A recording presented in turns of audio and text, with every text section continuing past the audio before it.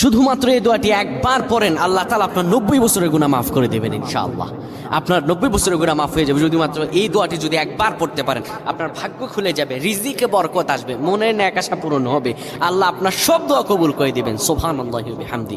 এত ফজিলত, এই দোয়াটা আপনারা শেয়ার করে দিবেন। এই যুবকেরা, আমল না করেও সওয়াব পাবা। তোমার একটি শেয়ারে, একটা বাটনে প্রেস করে তুমি সওয়াব পেয়ে যাবা। কারণ তুমি আমল না করো, অন্য কেউ যদি তোমার শেয়ারের বদৌলতে আমল করে, সওয়াব তুমি পেয়ে যাবা। নবীজির হাদিস।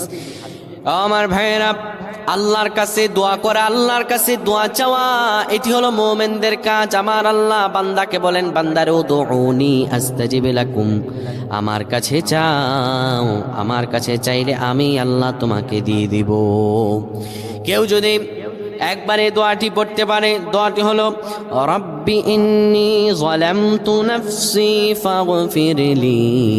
কেউ যদি এই দোয়াটা একবার পড়তে পারে, আমার আল্লাহ তাআলা তার 90